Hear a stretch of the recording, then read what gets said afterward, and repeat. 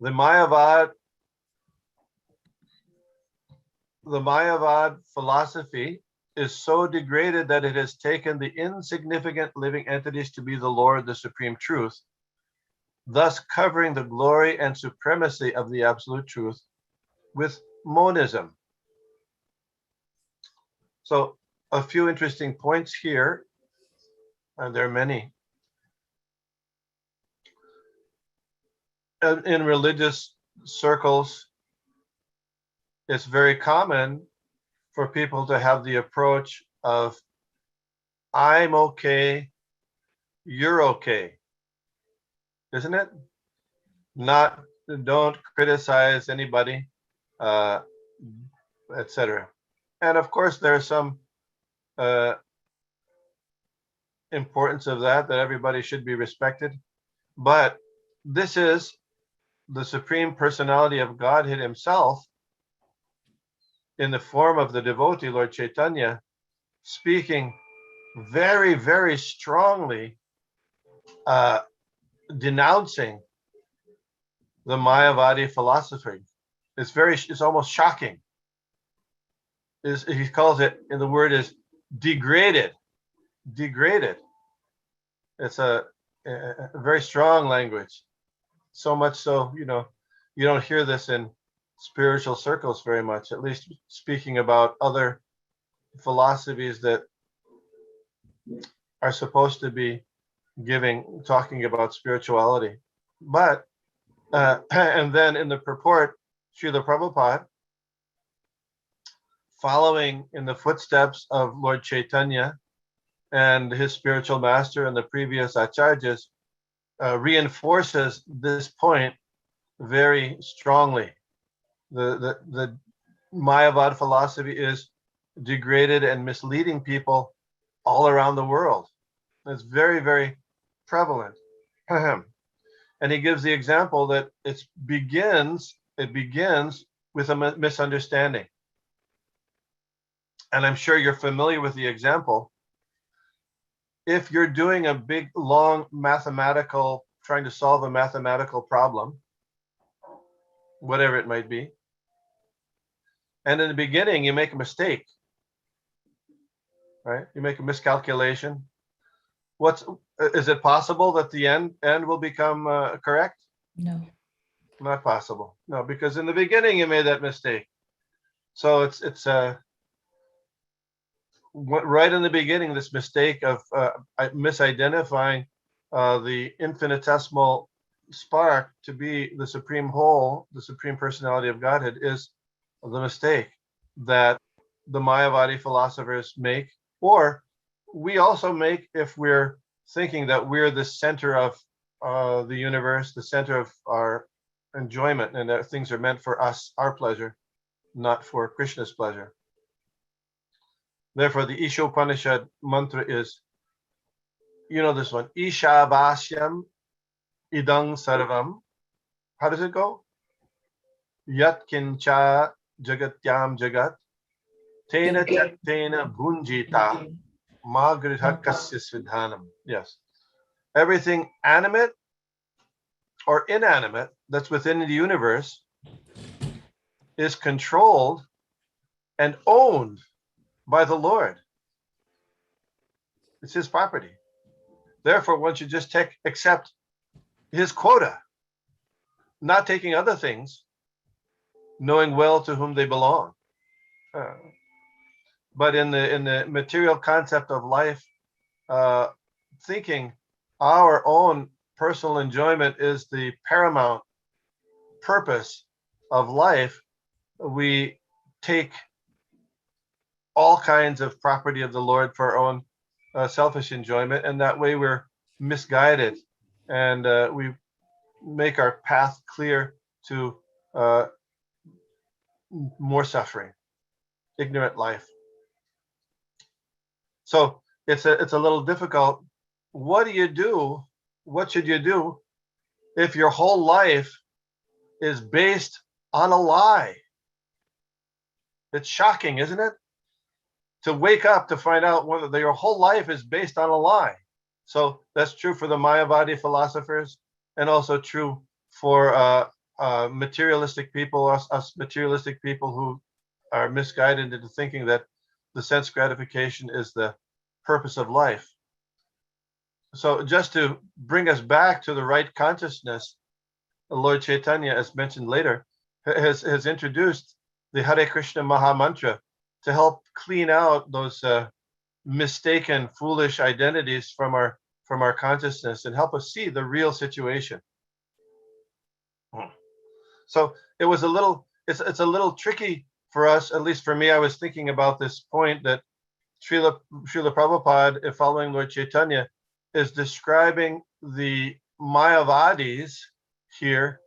He equates them with atheists. Did you catch that? He equates the Mayavadis with atheists. So I thought, hey, wait a minute. But they're also saying there's some God, right? They're saying there's God, even though God is everybody. But they're so how can you call them atheists, right? So I'm posing that question to the hearers, the hearers here. How do you justify or understand that Mayavadis being atheists? Should I? You can speak. Sure. If we go by the definition of God,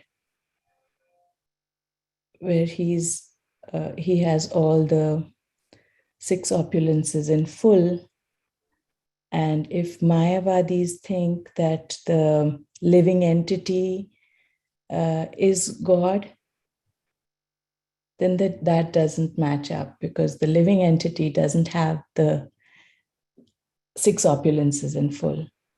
Yes. And so then further, anyone? He also said that they accept God, but they don't accept that God has a form. Yes, that's right. And so then how is that atheism? I'm trying to get, to understand that more fully. How is so they say, oh, well, there's God, you and I are God, so we're They God. think they are God We're themselves. not God then. The Vedanta Sutra says, Janmadhyasya yatah, everything emanates from God.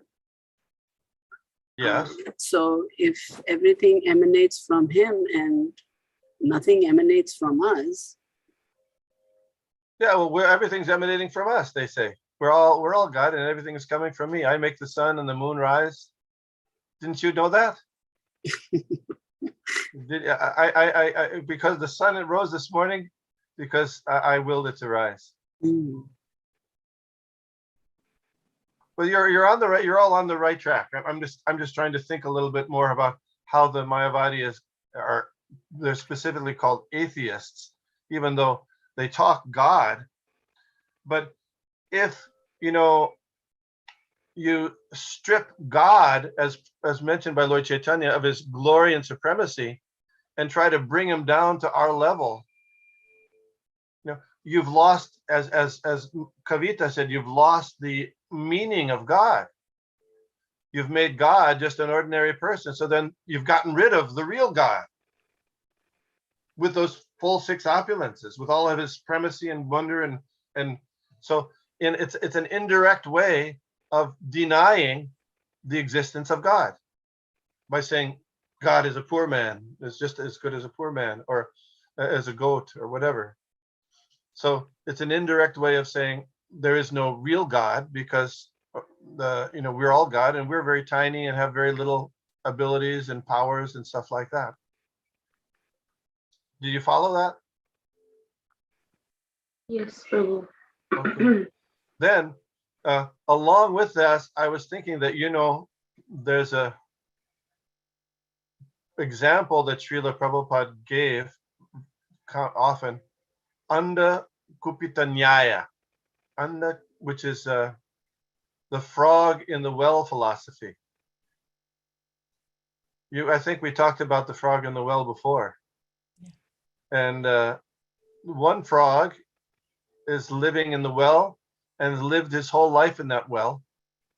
He knows that it's probably 4 feet across and maybe 20 feet down. There's some water in it. And an associate frog who he hasn't seen in a long time ventured out of the well and went to the shore of the ocean and came back to the well and was trying to tell the frog who dwelled in the well always about the length and breadth and majesty and of the ocean. And the frog who was living in the well had a very, very difficult time. Why? Because that frog's experience was such limited. He couldn't believe it. He couldn't believe it. The ocean is the ocean, twice as big as my well? Is it 4 times as big as my well? Is it 10 times as big as my well? No, it's much bigger. Anyway, so the frog who's dwelling in the well tries to puff himself up to become very big to emulate the ocean, and he finally explodes. So this actually, this is the frog of the well can be compared to a materialistic person, but it can also be compared to a Mayavadi philosopher who cannot understand the greatness and the majesty and the potency of the Supreme Lord.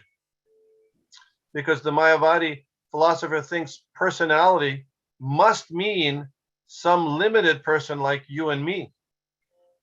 And that there's a person who has glory and supremacy and potency, the Sad Aishwarya Purna, greater than anybody else, and can be in one place and distribute energy everywhere without losing anything in his own potency. This is mind-boggling, impossible, very difficult to understand. So this example also applies to the Mayavadi philosophers. Yeah. So we go down here. The Vishnu Purana. This is also confirmed. So Srila Prabhupada again and again is quoting from the Shastras, as Lord Chaitanya previously quoted this verse also about the nature of the living entity and the Supreme Lord. It's just like a fire spreads its heat and light everywhere. So this point of quoting Vedic verses to support what is saying is a very, very important point. Again, we've mentioned that before. I was thinking of an example that I experienced recently. There was some person, some devotee who did a course on Krishna consciousness, and so somebody was giving out DVDs of that course. So I began to listen to it. So the first story that the devotee told was about how there was a person that he really appreciated his writing by the name of Dale Carnegie. Have you ever heard of Dale Carnegie? Yes. No? What is he famous for? Oh, Sean, yes, yeah. So Dale Carnegie was especially famous in the 50s and 60s. How to win friends and influence people. That's right. How to win. So it was kind of a positive psychology, and how when you meet somebody, you remember their name and you say their name, and all kinds of different little ideas about how to become successful in life and be happy. So anyway, in speaking on in introducing the topic of spirituality, the devotee said he was a follower of Dale Carnegie before joining ISKCON, but then he found out that Dale Carnegie jumped off the 10th floor of his a building and committed suicide. So then the devotee said, well, then I took his book and threw it in the dustbin. So I thought that's kind of odd. And I had read Dale Carnegie before I joined the Hare Krishna movement. So I looked in standard biographies of Dale Carnegie on Wikipedia. Do you ever look at Wikipedia? And there it says that the idea that he jumped from a 10th floor building and killed himself is an urban myth. No, he lived to a ripe old age, but did die of cancer later. He didn't kill himself. So the premise, the beginning premise of how the importance of a particular philosophy over another one, and throwing the book in the dustbin, I wondered, does this person really know what they're talking about? How would that affect you if you knew right off the bat that the person was using an example that didn't hold up? How would that affect you? At the beginning of the seminar, how would you react to that if you knew it was not true? Well, it would certainly make me question the rest of what was to be said. Exactly.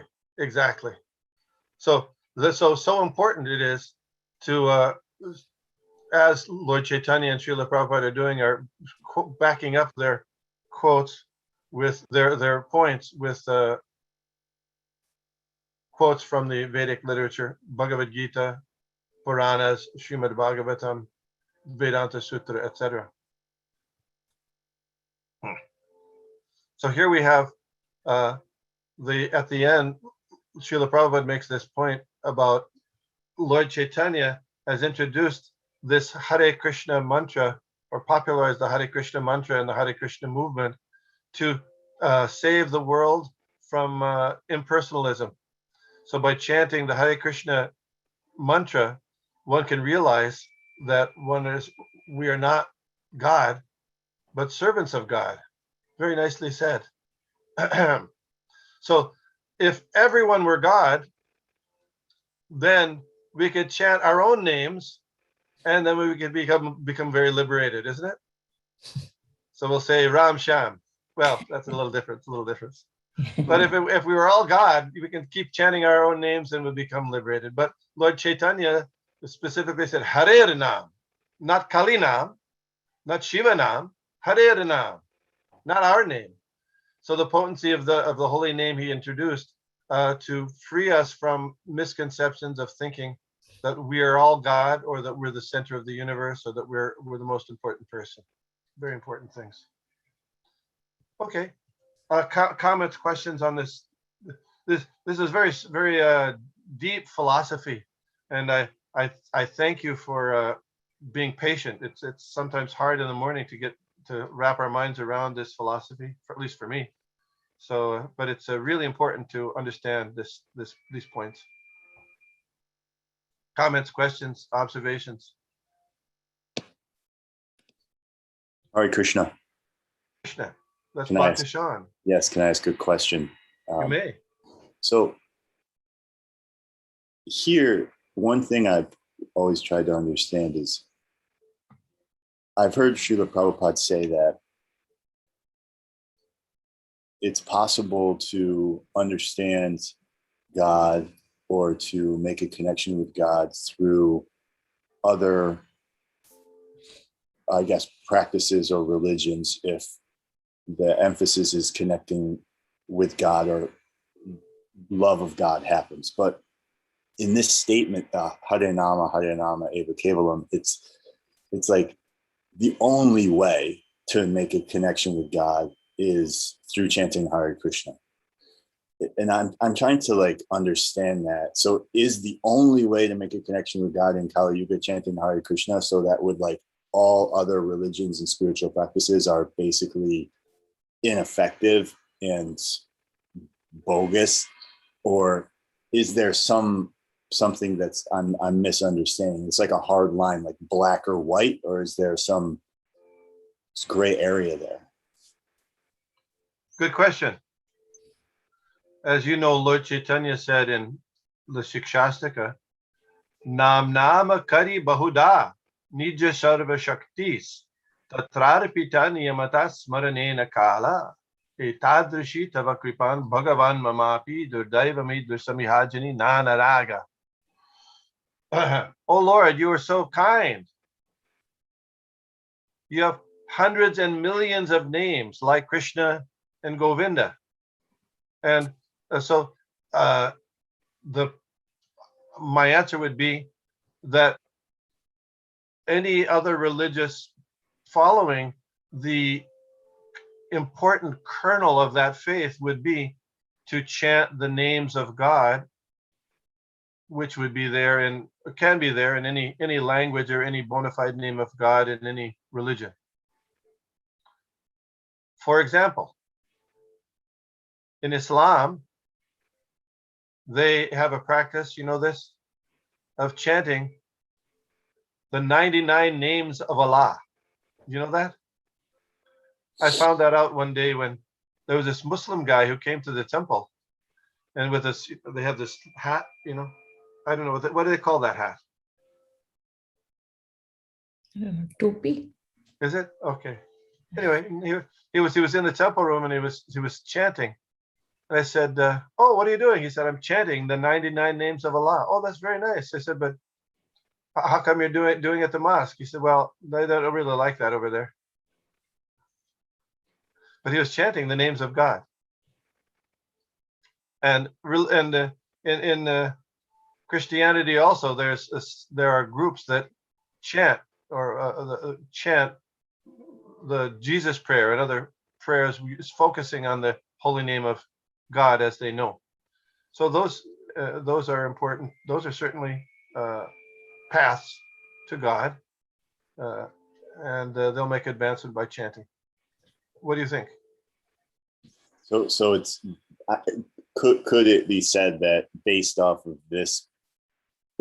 what it is explained in the Vedic scriptures, that from the perspective of the Vedic scriptures, that the most effective, or the, for lack of a better term, best way to make the connection with God in Kali Yuga is chanting the name, is chanting the Hare Krishna mantra? It's especially good. It is especially good. That's really good. We appreciate anybody who chants the names of God in a service attitude. Yeah, sure. You know, there's that the mother Vindhyavali knows. How does it go? Rama, Rama. How does it go? Mother Vindhyavali, are you there? Sri Rama Rama Rameti Rame Rame Manorame Sahasra Nama Tatulyam Rama Nama Varanani. Translation. Oh, God. I don't know how to tell Prabhu. Sri Rama, I don't know how to explain it. Okay. Sahasra Nama, 1,000 names of Rama. I don't know how to explain it. This is kind of Yes, you can chant. You get the same benefit from 1,000 Sahasranam. Vishnu Sahasranam is chanting the name of Ram. And 3 names of Ram, there's the next verse, 3 names of Ram. Sahasranam Punyanam. Srira Aritya Chalapalam. Ekavritya to Krishnasya. You can get the same benefit of chanting Ram 3 times, the same benefit by chanting Krishna 1 time. So even though all the names of God are transcendental and potent and wonderful and powerful, because God is absolute. You know, people say that God is omnipotent. Have you heard that? Omnipotent, omni, all powerful.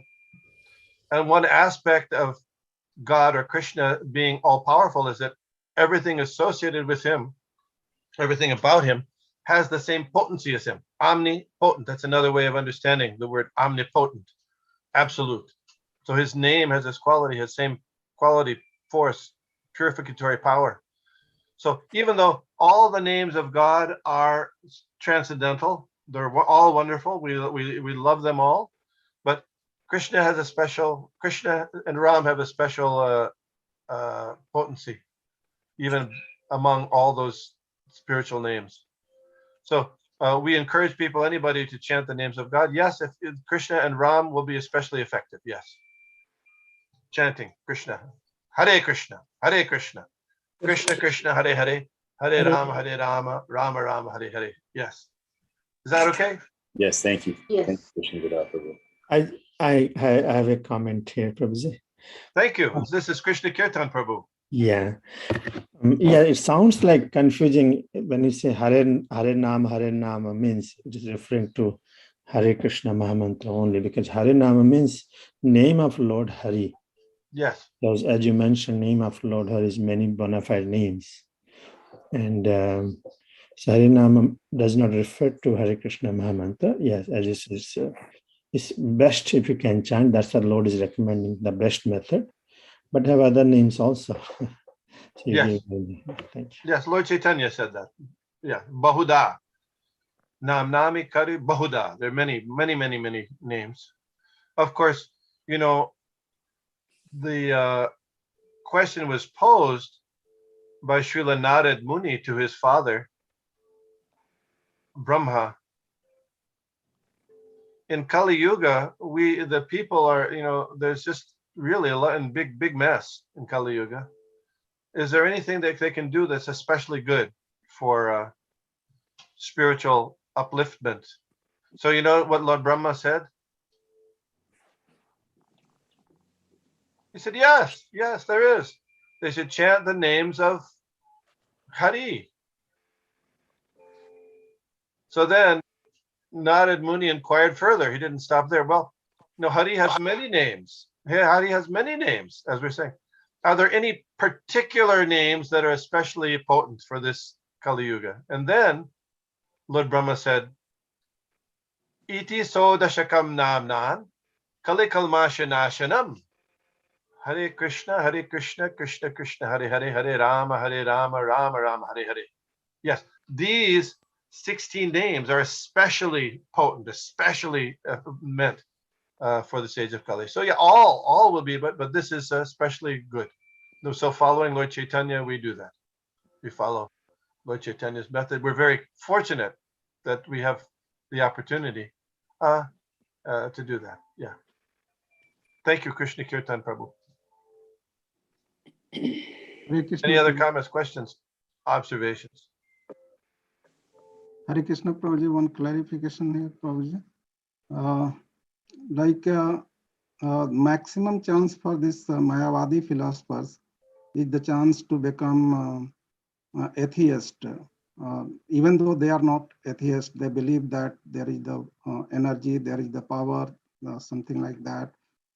And different examples we have, like during Chaitanya Mahaprabhu, Sarvam Bhattacharya was the atheist. He became theist. And similarly, like Sukadev Goswami himself and Forku Maharaj become theist. So are these kind of Sukruti from the past lives they had? They become the theist, they develop the relation with the Supreme Personality. They develop, means believed in the form. Because as we know that there is the maximum chance, like the impersonalism, they do not believe in the form, and they go for the, they go for that atheist kind of, like they end like there is no God. Yes, good question. The position of the Kumaras and those of the Mayavadi sannyasis in Benares are a little different. The four Kumaras were impersonalists, but they didn't decry or reject the form of the Lord. They just were more interested in the impersonal part. They didn't deny the supreme Lord. Whereas Mayavadi, the Mayavadi philosophy says there is no ultimate person, supreme personality of Godhead. So then the second part of your question was, how did it happen that they got to become Krishna conscious? And there was Sarvabhauma Bhattacharya and the Prakashananda Saraswati and the Benares Mayavadis, Kashi Mayavadis. Well, that's explained. Sarvabhauma Bhattacharya, I don't remember the verse. Maybe someone remembers the verse. there's a verse that he said, by just getting, nobody can understand you without getting a drop of your mercy. Prashado leshan. I forget the whole verse. Prashado leshan means that nobody can understand without a drop of your mercy. So that is the key aspect of understanding the Supreme Lord, is getting a drop of mercy from the Lord or his devotees. So the same thing happened when Lord Chaitanya went to have lunch with these Mayavadi sannyasis. They that was mercy. He sat down in a dirty place, and then one of them, Prakash Ananda, said, "No, please come sit with us. Don't sit there. Why are you so unhappy?" He gave them his hand, and that was called Agyata Sukriti, right? So that was he got the mercy by that. So, but the verse is there by Sarvabhauma Bhattacharya. Prashadu Leshan, without the drop of mercy from the Lord or his devotee, not possible to become Krishna conscious. So we're always looking to get mercy from the devotees of the Lord and from the Lord. Please let me do some service for you. What service can I do? Srila Prabhupada, when he was in Hyderabad, there was a rich gentleman who donated the land for the Hare Krishna temple there, named G. Pullareddy. G. Pullareddy. He's a Mitaiwala. So he invited all the devotees who were traveling there to his house. There might be 100 of us. And Srila Prabhupada was talking with him, and he said, the person said, asked him, how can you understand God? How can you know God? So Srila Prabhupada gave the example. Well, in the West, two gentlemen meet, and one else always has a dog. So if you say, "Oh, this is a very nice dog," and you pet the dog and make the dog happy, then the gentleman will be very pleased with you. So that's how people get, socially bond.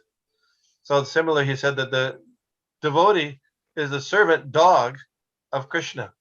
So you please the dog, you get the mercy from the dog, or please the dog, and then Krishna will be pleased with you.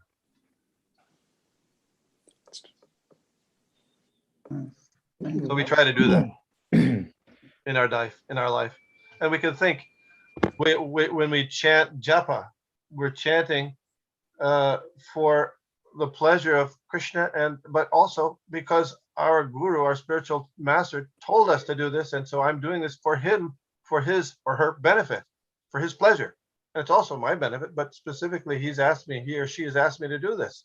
I'm doing it because he said, or the kirtan, or making food, or for offering food, or for holding a Rath Yatra festival for the pleasure of Srila Prabhupada and Lord Jagannath only, not for our pleasure. Thank you. So we can pet the dog. Okay. Prabhuji, just as you mentioned, like for Rath Yatra, Jagannath Rath Yatra, so is it like some time in the later in the future, when Jagannath is showering mercy and going to the street, and those knowingly they are just if people are not looking even, but Jagannath is looking to them. So will that be in the future life? There will be chance. As per the belief, for my understanding, Yes, yes. Believe or not believe, the effect will be there. Yeah. Just like Srila Prabhupada gave the example, a young child, they don't have no philosophy, but if they come to the temple and they bow down, they get the benefit. Believe or not believe, know or not know, because that's the influence of spiritual life. Bhakti yoga is so powerful that believe or not believe, it works. It works. So seeing that and where does the mercy of the devotee come? But by mercy of Srila Prabhupada, this Rath Yatra is being done all over the world and also in Philadelphia. Without his mercy, it would not have manifest. No way. Nobody would have have this kind of festival, forget it. It doesn't. These kind of festivals don't pop up all around the world just by chance, but it's because Srila Prabhupada wanted it. Therefore, we're doing it. By his mercy, we're doing it, and he's giving the mercy to all those people. And he and Lord Jagannath, he's doing the service for Lord Jagannath that way. So, again, connecting to this same project, like, could it be the reason, like, since the Rath Yatra and these all things are happening, and Sukriti are keep on increasing, so somehow another way, in the number of ISKCON, devotees are increasing somehow. Can it be related or not related? I hope so. I hope so. Yeah. I hope Thank so. you. Can I add something, Vishnugada Sangita? Yeah, sure. Oh, Mother Sangita, Hare Krishna. Hare Krishna Prabhu. In Juhu Beach in Mumbai, Prabhupada was speaking and Giriraj Swami was in the room, and he told me that Prabhupada said that any person on the street who sees Lord Jagannath riding on the chariot, he said at the time of death, we all see our lives passing before us. And at the time of death, someone who has seen Jagannath on the cart will remember their life passing before them.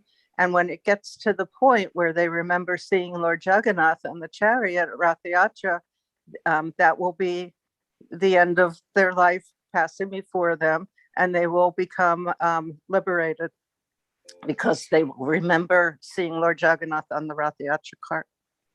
Thank He you. said Very that good. in Juhu Beach, he said that. To Giriraj Maharaj. Yes, thank you. Very nice example. I have another personal example I know. I wrote about it in one of the souvenirs we made. I happened to meet there was a Dr. Boogaloo. He was half Japanese, and so his father's name, so the Boogaloo, and he used to invite devotees to his class.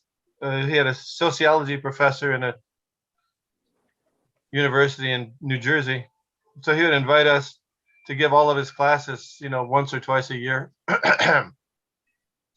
And he would take the advantage of that time to go outside and smoke cigarettes. So he had a free day, right? Anyway, but he was an okay guy. He was a little bit favorable to us. So we would give it. So then one time he didn't call us for the semester. So I was wondering what happened. So then maybe another year passed, and then he called me and he told me of an interesting thing that happened. But because he was smoking so much, he started to get gangrene in his legs, and so it started to deteriorate his legs, and they brought him to the hospital, and they told him, you got to your legs have to be amputated, and we're going to do it right away tomorrow. We're going to amputate your legs. So he thought, this is terrible. This is awful. So he didn't know what to do. He was freaking out there in his hospital bed, and they have, in the hospital rooms, they have these TVs up, So he's watching TV, and he just happened to see that there was some program about a special clinic in California where they dealt with people who had bad circulation and really, really extreme cases. And so he called up his brother and said, get me out of here. I want to go to that clinic in California.